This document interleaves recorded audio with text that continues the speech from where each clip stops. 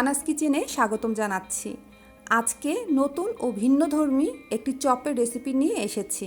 ঘরে থাকা উপকরণ দিয়েই ঝটপট তৈরি করে নিতে পারবেন ও সংরক্ষণ করে খেতেও পারবেন। চপটি তৈরি করেছি পাঙ্গাস মাছের ডিম দিয়ে। গন্ধহীন ছাড়া চপটি তৈরি করব, যা আপনাদের কাছে অসাধারণ লাগবে খেতে।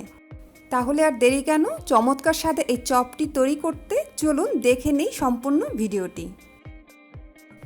চপটি তৈরি করব পাঙ্গাসের ডিম দিয়ে। তাই এখানে আমি পাঙ্গাসের ডিম নিয়েছি, দেখতে পাচ্ছেন এই ধরনের হবে।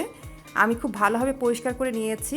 ডিমের পরিমাণটা 100 গ্রামের কাছাকাছি আছে। এবার এতে দিচ্ছি আধা চামচ লবণ, 1/4 চা চামচ হলুদের গুঁড়া, 1 চা চামচ মরিচের গুঁড়া, ঝালটা কম বেশি করে নেবেন, আধা চামচ রসুন বাটা, 1/4 চা চামচ আদা বাটা।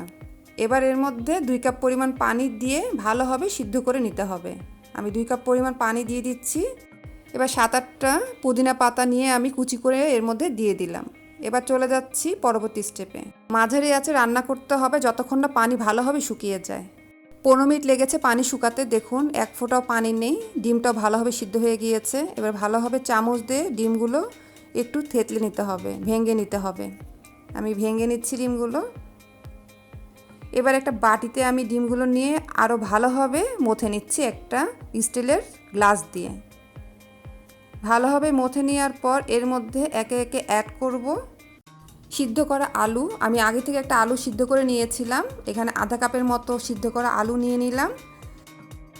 পেঁয়াজ বেরেস্তা করে রেখেছিলাম, সেটাও নিলাম আধা কাপের মতো। এবার এর মধ্যে দিয়ে দিব পুদিনা পাতা। এখানে আমি 7-8টা পুদিনা পাতা নিয়েছিলাম, কুচি করে নিয়েছি। আধা চা চামচ লবণ, 1 চা চামচ মরিচের গুঁড়া, ঝালটা কম বেশি করে নেবেন। তবে এই চপটার মধ্যে ঝালের পরিমাণটা একটু বেশি দিলে খেতে অনেক ভালো লাগে। এবার একটা লেবু আমি স্লাইস করে নিয়েছি, সেটার রস আমি দিয়ে দিচ্ছি। রসের পরিমাণটা 1 টেবিল চামচের পরিমাণ হবে। এবার লেবুর পিছনের অংশ আমি গ্রেট করে নিচ্ছি। পুরোটাই আমি গ্রেট করে নিব। দেখতে পাচ্ছেন কিভাবে করছি। সবুজ অংশটা নিব, সাদা অংশটা নিব না। সাদা অংশটা নিলে কিন্তু খেতে তিতা লাগবে। খেয়াল করে এই কাজটা করতে হবে যাতে সবুজ অংশটাই নিতে পারি। এবার স্টিলের গ্লাস দিয়ে আবারও সব একসাথে ভালোভাবে মথে নিতে হবে। পেস্ট করে নেওয়ার পর হাত দিয়ে আবারও ভালোভাবে মেখে নিতে হবে। আমি ভালোভাবে মেখে নিচ্ছি। পুরের এই অংশ থেকে সামান্য একটু করে নিব আর গোল শেপ দিব, চপ অথবা কাবাবের মতো করে। এখানে আমার 6টা চপ হয়েছে। আমি আলাদা একটা বাটিতে একটা ডিমের সাদা অংশ আর সামান্য একটু লবণ দিয়ে ফেটে রেখেছিলাম, এটা ভাজার জন্য লাগবে। এবার চলে যাচ্ছি পরবর্তী স্টেপে। চপগুলো ভাজার জন্য একটা হাঁড়িতে আমি তেল নিয়ে নিচ্ছি।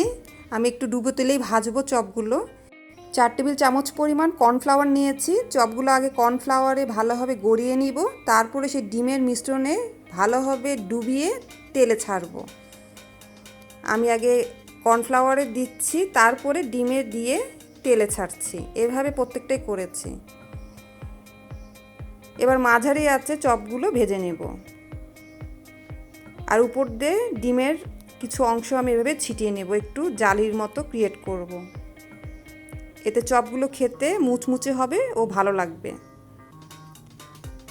এক পাশ যখন হয়ে যাবে তখন খুব আলতোভাবে এটা উল্টিয়ে অপর পাশটা ভাজতে হবে। কালারটা যখন চেঞ্জ হতে থাকবে তখন চুলার আঁচটা মাঝারি থেকে কমিয়ে দিতে হবে এবং অনেকক্ষণ, প্রায় 3 থেকে 4 মিনিট পর্যন্ত অল্প আঁচে রেখেই এই চপগুলো ভাজতে হবে। এক পাশ হয়ে গিয়েছে, আমি উল্টিয়ে দিচ্ছি। এ পাশটাও আমি ভেজে নেব মাঝারি আঁচেই। 2 পাশ ভাজা হয়ে গিয়েছে। কালারটা যখন সোনালি কালারে আসবে, দেখুন কি সুন্দর কালারটা এসেছে। এই সময় আপনারা তুলে নিতে পারেন। তবে আমি আরও কিছুক্ষণ মুচমুচে করার জন্য 3 থেকে 4 মিনিট পর্যন্ত ভাজবো অল্প আঁচে।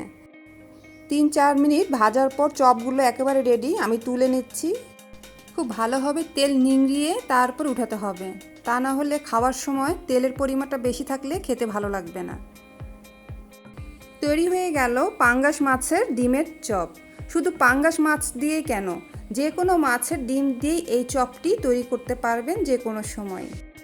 বিকালের স্ন্যাক্সে, ইফতারের পাতে, বাচ্চাদের টিফিনে, সাদা ভাতে, এমনকি পোলাওয়ের সাথে দারুণ লাগবে খেতে। আরেকটি নতুন রেসিপির সাথে শীঘ্রই আসছি।